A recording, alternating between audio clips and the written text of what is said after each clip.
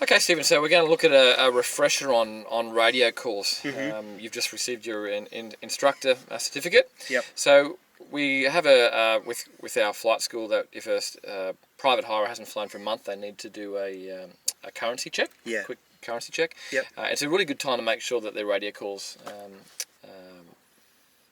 aren't diluting, I call it, or getting worse over time. Mm-hmm. If someone hasn't done a dual flight for a while, it's very easy to pick up bad habits with radio Yeah. calls. So we'll look at this lesson as how I treat a private hirer if I'm Yep. doing a flight check. Sure. And just make sure that their radio calls are accurate. Okay. Now, the first thing we want to do before we even start up is, obviously, as part of the pre-flight checks, is make sure our headsets are plugged in. Yeah. I don't know how many times I've checked a student or a private hirer, and they've either haven't plugged the headsets into the right jacks, or they've plugged them into the wrong one, Okay. so the reverse one. So they'll be able to hear something, but they won't be able to transmit. Right. Okay, so double check that the headset jacks are in, and then we're right to go. Yeah, sure. Okay. Okay, so we're looking, we're at Caloundra today, which is a standard CTAF. It's not certified, but we still need to give there's recommended radio calls that we need to use if there's no traffic, and if there's traffic in the area, there's also recommended for traffic, as per our discussion in the pre-flight briefing. Now, because Caloundra is a busy aerodrome, there's always generally aircraft in the vicinity or using the aerodrome. We tend to give all the preferred radio calls. Sure. Cessna, you ready? Now, one thing to note is you hear a lot of aircraft, turn that down, doing a radio check every time they start up. Now, if you've got a fairly new aircraft with good radio equipment and you can hear other aircraft, okay, there's a 99% chance that your radio is going to be working, particularly if you've got an intercom system and we're talking clearly to each other. Yep. Okay.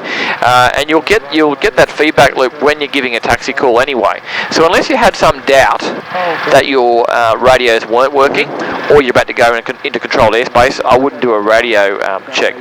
If you did have to do a radio check, it's a simple call. It's just all stations on 12585.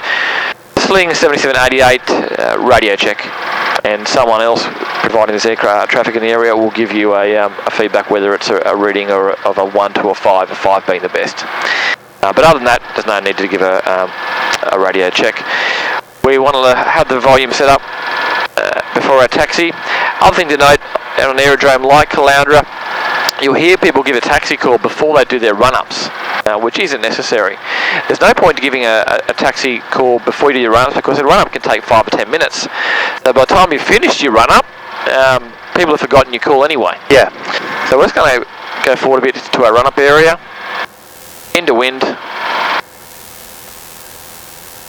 So as you can see, it's a bit silly, would be a bit silly doing a call then to go forward 20 metres to our run-up area. Yeah. So part of our pre-takeoff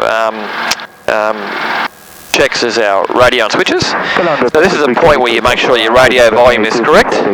We're set to the correct frequency, and our standby backup frequency is set correctly as well. We want to make sure that our intercom is on, which obviously it is. We can hear each other.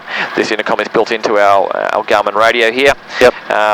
And the squelch, if you had a separate squelch, it's not up too high or too low. Yep. Basically squelch, if the radio keeps cutting in, or if your microphone keeps cutting in constantly, the squelch is usually too high. Yeah. If it's not cutting in enough when you're talking, it's obviously too low. So the volume is there, set correctly. We can hear other traffic in the circuit area. We've completed our pre-takeoff checks.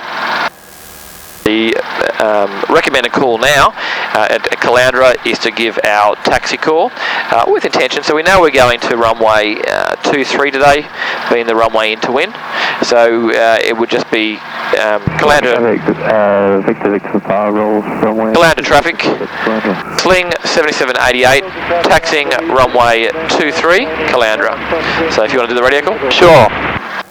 Caloundra traffic, Sling 7788, taxiing runway 23, Caloundra. Perfect. So keep it short and sweet. Now the only actual, in a non-certified or non-registered aerodrome, the only actual mandatory call we have to make if there's a possibility of a collision or a conflict with another aircraft. All the others are actually recommended, but if you've got a radio, we need to be making our recommended radio calls, because obviously it displays good airmanship and it's safer. We're taxiing now. We're doing what we call a listening watch. So we're listening out on the radio for any aircraft that are in circuit or coming into land. I can't see or hear any aircraft on final or base.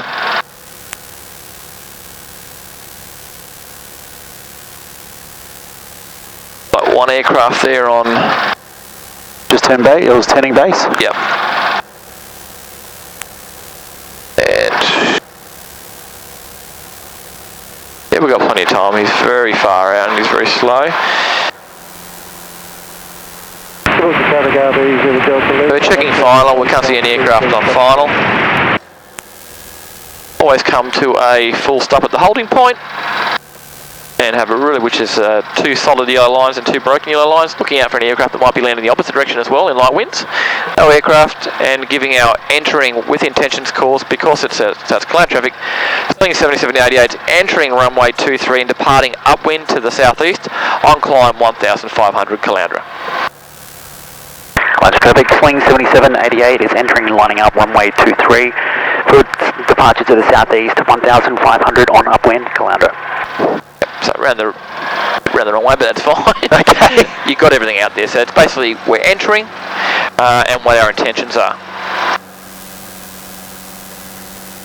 I'll do the takeoff today and let you do the landing. Sure. Thanks, mate. There's no need to give a rolling call if we're rolling straight away, which we are. Pre-takeoff. So check left to right, and we're going to be close. So press right. Runway 23 for a touch and go, Caloundra.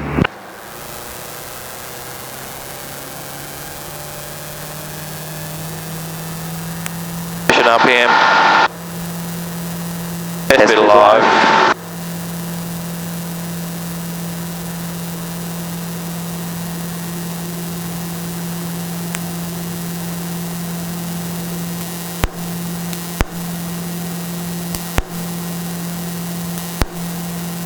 Like glass. It's fantastic conditions today, yeah. I turned base 23, touch and go number 2, Caloundra.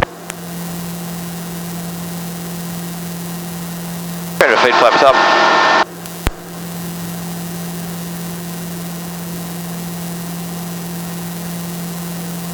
I want to close those air vents so we get better. Got an aircraft out here, straight out here at my 11 o'clock high, fairway away.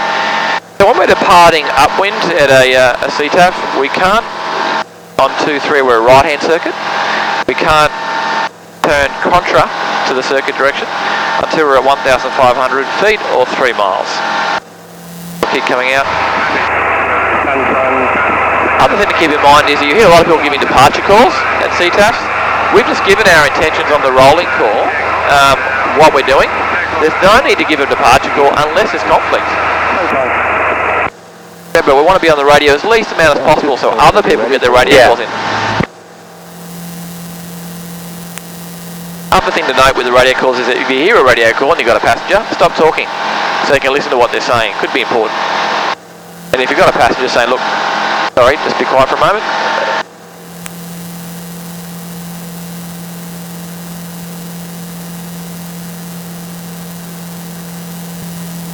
Beautiful day.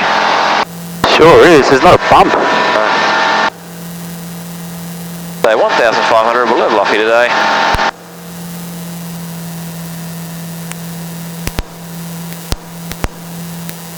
And we'll head towards, so my right, centre, left, we'll head towards the training area. Important that we keep it on CTAF. I would say, look, even though the boundary might be around 10 miles, I'd keep it on CTAF for at least 15 miles, because you might have some aircraft coming inbound you need to be listening to. Now let's assume today, Stephen, that we've got an aircraft coming inbound at 2,000, at say 1,500 feet today. At 10 miles inbound on our reciprocal track, so we're actually heading straight towards that aircraft at the same height, and they've just given their inbound call. What would you think you'd do in that situation? See and avoid. Yep. So I'd actually give a radio call and let them know that we're outbound. Yep. So we're at 1,500, 2 miles to the north of Roy's Orchard, tracking on its outbound track. Yep. So that's great. So it is a potential collision, you're avoiding it. So take that one step further, finally get on the radio. So just say the aircraft was Juliet India Papa, you just say Juliet India Papa, sling 7788. We're currently 3 nautical miles landed. We've departed, we're on climb to 1,500 and we're tracking to the south. I would take it one step further and say we're going to keep climbing to 2,000 feet. Yep. Would you mind maintaining 1,500 feet until we've got us visual? And that just confirms that we've got 500 foot of separation. It's just being a bit more proactive. Sure. And you're taking charge of the situation. Yeah. And not just allowing things to happen. While you've got time. Yep, exactly.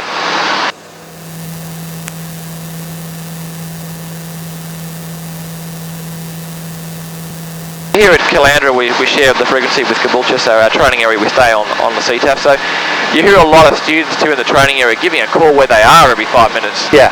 Which is actually not a legal requirement. Yep. It's a bit of it's not a great, not displaying great airmanship to be telling everyone where you are every 5 minutes, unless there's a potential conflict. So unless you think there's an aircraft that's near you that needs to know you're there, yep, or there's an imminent conflict with a collision, there's no need to report where you are. Mm-hmm. You just keep a listening watch and listen out for other aircraft. Yeah. Can you just give us a situation where you might actually give a radio call like that? Yeah, sure. Okay, so you've got we're about to conduct stalls, say off the ocean, mm-hmm, and we've heard an aerobatic aircraft about to start aerobatics, say near the coast as well. Yep. And we might want to get on the radio and say, hey, look, we're currently half a mile off the coast of Bribey Island. This is our position and our height. Would you mind staying more west of the coastline, just to maintain a safe separation? Sure. Safe separation while he's doing aerobatics and while we're doing our stall practice. Yep. That'd be, a common sense. Yeah. I guess parachutes would be another one too, wouldn't it? Yeah, absolutely. If there's a parachutist in the area, you might want to tell the parachute plane that you're transiting through. Yep.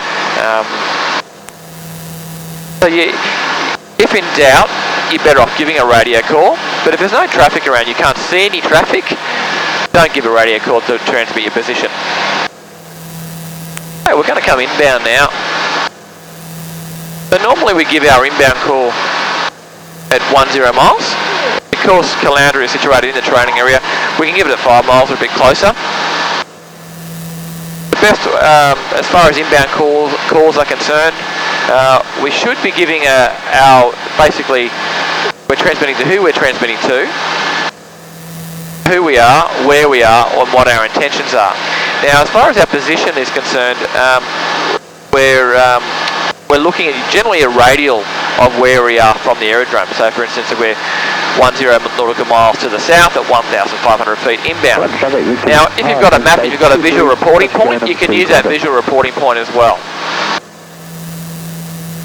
So here at Caloundra, we generally, when we're transiting from south towards the airfield, we actually use Roy's Orchard as our inbound reporting point on the visual terminal chart. So we can say Roy's Orchard. The reason we don't use landmarks if it's not a visual reporting point is because you might have other aircraft coming inbound who don't know the area well. Yep. And they don't know what if you mention a certain town, they mean, well, where's that? So yeah, if you say, sure, tell them a radial as far as from the aerodrome and distance and height, it's easy for them to find on the map. Okay. So basically our call is for here inbound, we'll be listening on the radio, making sure there's no aircraft in the same area, and just be Caloundra traffic, sling 7788 is at Roy's Orchard, 1,500 inbound, inbound, circuit time 08, Caloundra. Okay. Caloundra traffic, sling 7788 is Roy's Orchard, 1,500 inbound. Time to circuit will be 08, Caloundra. Good. So yeah, we start off with Caloundra traffic, but we always end with Caloundra.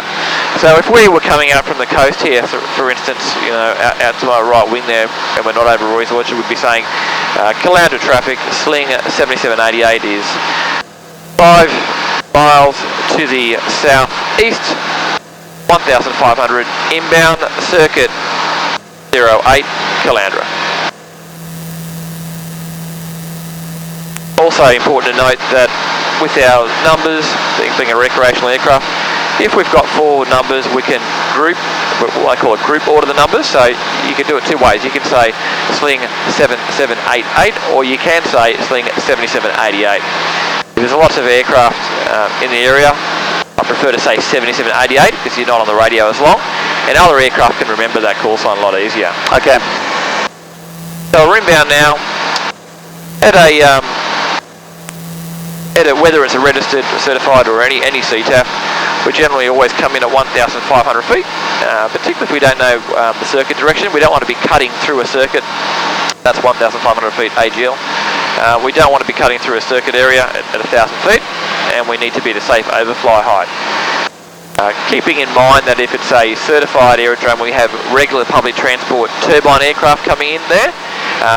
They do circuits at 1,500 feet, so we may have to overfly at 2,000. That would be especially like if you're flying out to Roma or some of those places where they have RPT flights, Absolutely. Dash 8s. Absolutely. Yeah. Often they do straight-in approaches, but you just need to be mindful of that. Now here at Caloundra, we teach all students and our private hires to overfly and check the windsock out regardless of if they know what active runway it is, and then descend on the non-active side and join the crosswind. It's a lot safer to do it that way. Sure. We can legally join downwind, a 45-degree downwind join, or a base leg, or even a final approach, providing you're established 3 miles. But if it's heavy traffic, it's not good practice to do that.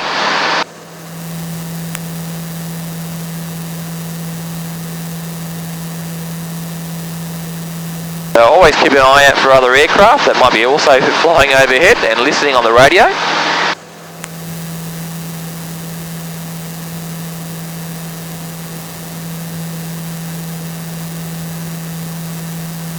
And how's that windsock looking there, Stephen?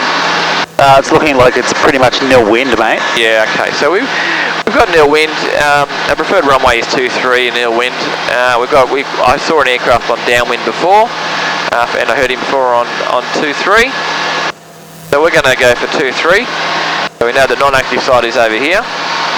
And the thing to remember is to give yourself plenty of space for the descent. Got that aircraft turning base there on 23. I see him. So we're going to have a good look at, clear my left, centre, right. Give yourself plenty of space and no sort of tight turns in the circuit area, so you can keep a good lookout for aircraft. So we'll start our descent. You hear a lot of people give it the overhead call. There's no need to give an overhead call unless there's conflict.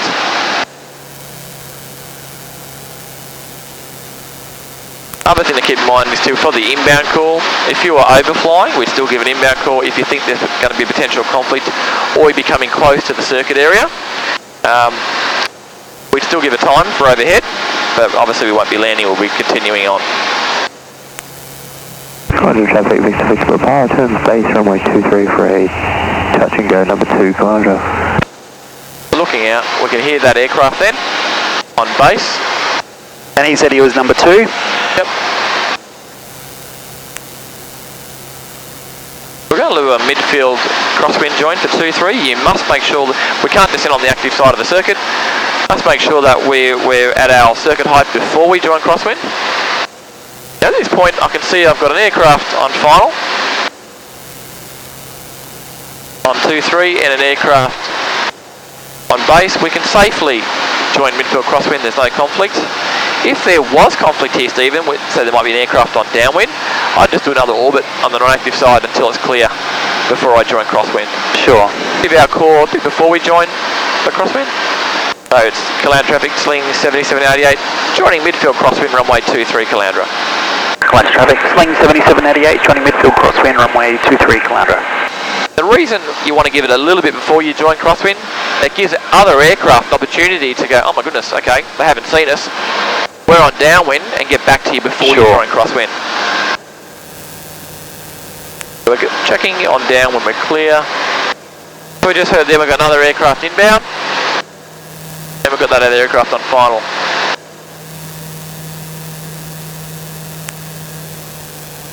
And then we give our base call. You can give that. Yep. Caloundra traffic, sling 7788, turning base runway 23, touch and go Caloundra. Yep. base call is a recommended call if there's traffic.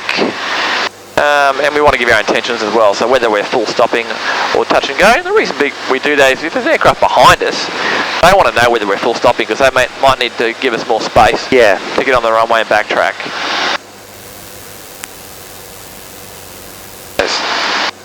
Once you've done the base call, there's no need to give a final call. Everyone's heard our call, they know our intentions. Cloud traffic. Checking our final approaches, no aircraft. Joining crosswind, runway 23 Caloundra. 500.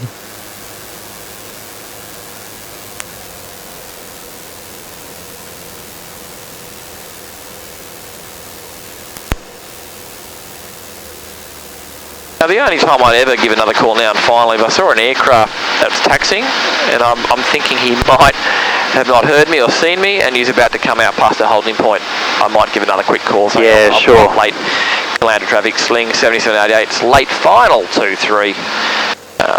Touch and go just to wake that pilot up. I guess if someone decided they were going to do like a glide approach, a non-standard glide approach, that would be another time when you do that. Yep. Caloundra traffic, Uniform Whiskey Bravo, Cherokee 140 is tracking north along the coastline, about 3 miles south of Moffat, maintaining 1,500 Caloundra.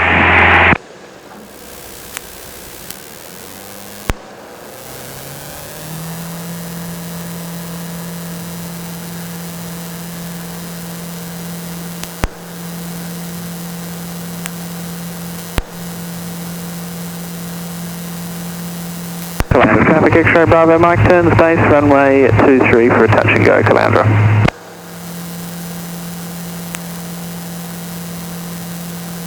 The only other time you'd give a call now would be if my intentions had changed. So if we're doing circuits and all of a sudden I decide to depart the circuit, and there's other aircraft in the circuit, they want to know that I've departed because they're going to be looking out for me otherwise.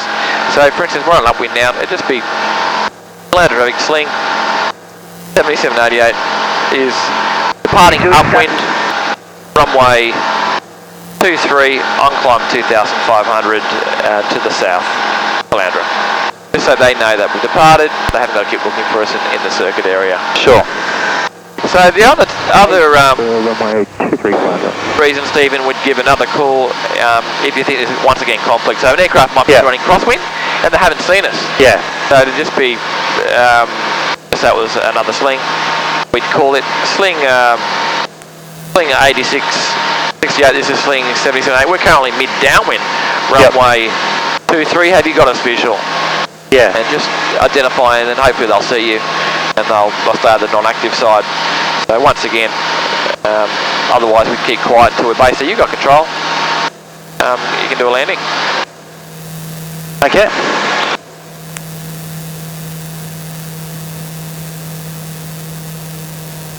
Yeah, so you can see the importance of having a good lookout because often you hear an aircraft called base and you'll think, okay, that would have well and truly turned final by then, but this aircraft's done a really wide base. Runway 23 for a touch and go. So just listening out's often quite enough. We need to Yep. It's waiting for us to actually cross over him. There we go. that'll be it. Alright, start bringing our power back. Yep. There we go, under the flap arc, stage 1 flap. Clear my left, centre, above, right and behind. Caloundra traffic, sling 7788, turning base runway 23, full stop Caloundra.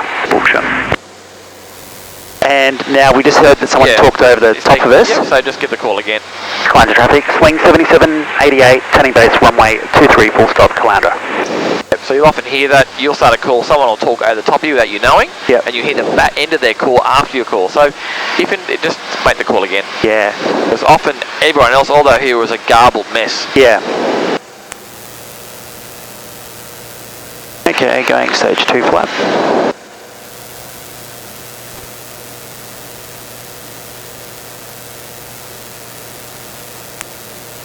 And having a good look out. Clear my left, centre, above, below, right and behind. If we're established in circuit, any aircraft who wants to join, say, final approach needs to give us right away. However, don't assume that the pilot's always going to do that. Yeah. So always have a good look out.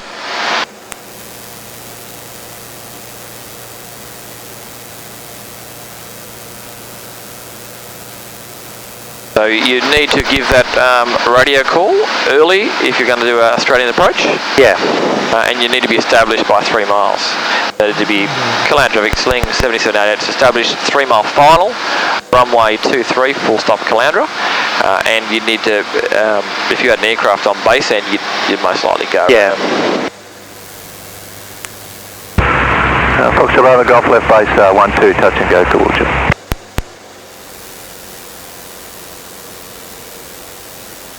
Hey, Caloundra traffic, TechName 4069 is about to enter and backtrack runway 23. Any conflict? TechName sling 7788, we're currently short final, runway 23, we're full stop. I'll hold for you, mate. Thank you. So there's another good example of a radio call.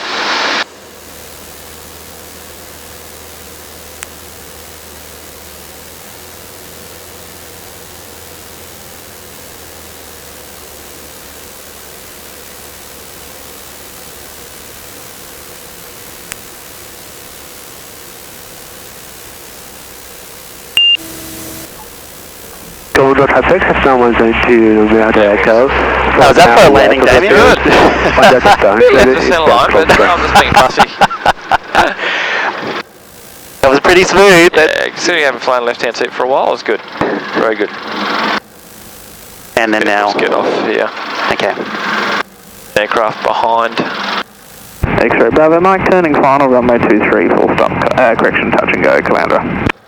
Yeah, once again, there's no reason. You hear a lot of people give calls up, you know, if it's particularly busy, clear the runway. Now that's fine. It's a recommended.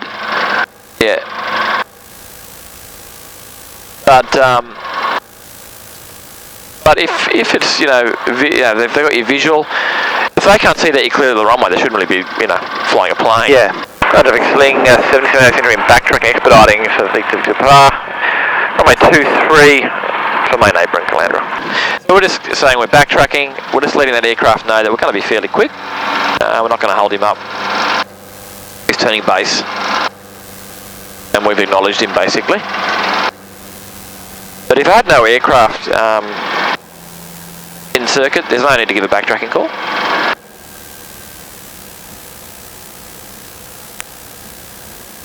Caloundra traffic, no matter code, descending from dash side, join me for crossing runway 23.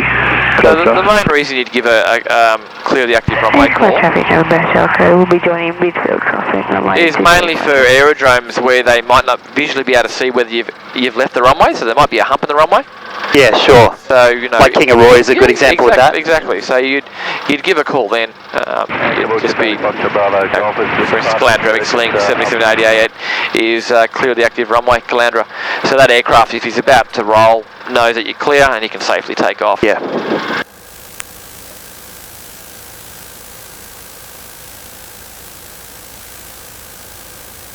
As I said, with the inbound, if you're overflying an airfield, look, if you're at 6,500 feet, there's no conflict. You don't have to give a radio call. But if you're transiting, that there may be conflict. Just give an inbound overflying call. So it would be, if you're in the same position, it'd be Caloundra traffic, sling 7788s, 5 nautical miles to the south, 1,500.